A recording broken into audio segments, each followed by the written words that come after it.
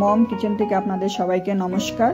অনুষ্ঠান বাড়ির মতো ঝুরি আলু ভাজা আপনাদের শেয়ার করছি।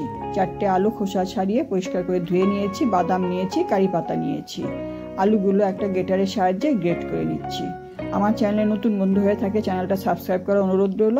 পাশে থাকা বেল আইকন অবশ্যই প্রেস করে দিবেন। আমার চ্যানেলে নতুন কোনো রেসিপি দিলে আপনাদের কাছে খুব তাড়াতাড়ি পৌঁছে যাবে।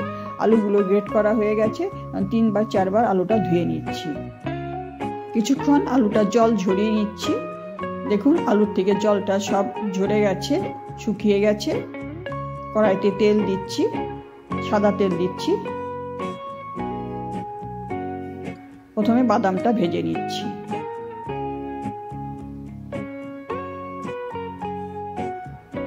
বাদাম ভাজা হয়ে গেছে, উঠিয়ে নিচ্ছি। এখন কারি পাতা ভেজে নিচ্ছি।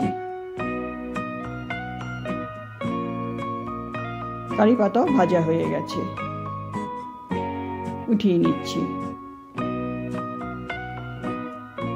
অল্প অল্প করে আলুগুলো তেলের মধ্যে দিয়ে দিচ্ছি, একটু নাড়িয়ে দিচ্ছি।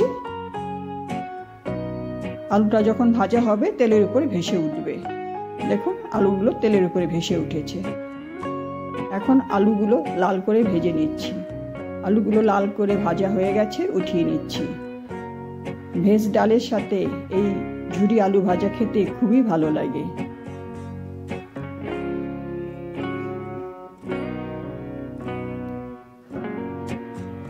বাকি আলু ভাজাগুলো এইভাবে ভেজে নিচ্ছি। ঝুরি আলু ভাজা রেডি। এর মধ্যে আমি কিছু মশলা মিলিয়ে নিচ্ছি। 1/4 চামচ গোলমরিচের গুঁড়ো, 1/4 চামচ লঙ্কার গুঁড়ো, একটু বিট নুন, একটু নর্মাল নুন আর চাট মশলা সব মিলিয়ে নিচ্ছি। ঝুরি আলু ভাজা রেডি। আপনাদের ঝুরি আলু ভাজা ভালো লাগলে লাইক করবেন, কমেন্ট করবেন।